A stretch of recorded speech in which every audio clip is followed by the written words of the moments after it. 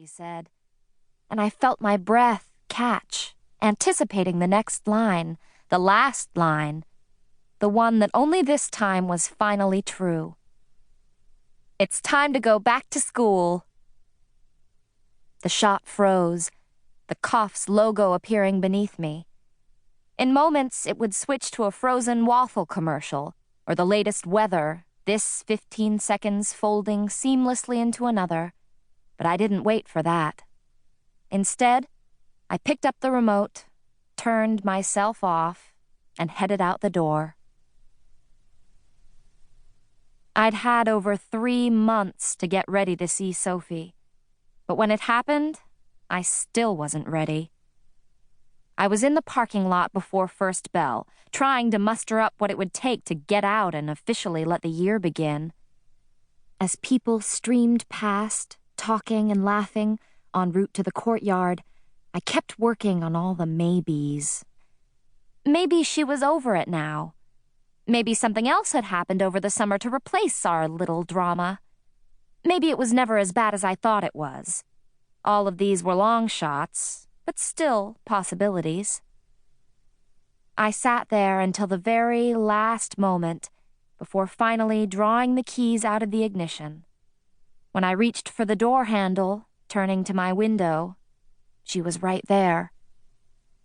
For a second, we just stared at each other, and I instantly noticed the changes in her. Her dark, curly hair was shorter, her earrings new. She was skinnier, if that was possible, and had done away with the thick eyeliner she'd taken to wearing the previous spring, replacing it with a more natural look, all bronzes and pinks. I wondered, in her first glance, what was different in me. Just as I thought this, Sophie opened her perfect mouth, narrowed her eyes at me, and delivered the verdict I'd spent my summer waiting for. Bitch! The glass between us didn't muffle the sound or the reaction of the people passing by. I saw a girl from my English class the year before narrow her eyes, while another girl, a stranger, laughed out loud. Sophie, though, remained expressionless as she turned her back, hiking her bag over one shoulder and starting down to the courtyard. My face was flushed, and I could feel people staring. I wasn't ready for this. But then I probably never would be, and this year, like so much else, wouldn't wait. I had no choice but to get out of my car with everyone watching and begin it in earnest, alone. So I did. I had first met Sophie 4 years earlier, at the beginning of the summer after 6th grade. I was at the neighborhood pool, standing in the snack bar line with 2 damp dollar bills to buy a Coke, when I felt someone step up behind me. I turned my head, and there was this girl, a total stranger, standing there in a skimpy orange bikini and matching thick platform flip-flops. She had olive skin and thick, curly dark hair pulled up into a high ponytail, and was wearing black sunglasses and a bored, impatient expression. In our neighborhood, where everyone knew everyone, it was like she'd fallen out of the sky. I didn't mean to stare, but apparently I was. "What?" she said to me.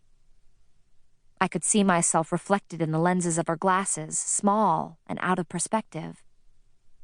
"What are you looking at?" I felt my face flush, as it did any time anybody raised their voice at me. I was entirely too sensitive to tone, so much so that even TV court shows could get me upset. I always had to change the channel when the judge ripped into anyone. "Nothing," I said, and turned back around. A moment later, the high school guy working the snack bar waved me up with a tired look. While he poured my drink, I could feel the girl behind me, her presence like a weight, as I smoothed my 2 bills out flat on the glass beneath my fingers, concentrating on getting every single crease. After I paid, I walked away, studiously keeping my eyes on the pocked cement of the walkway, as I made my way back around the deep end to where my best friend, Clark Reynolds, was waiting. "Whitney said to tell you she's..."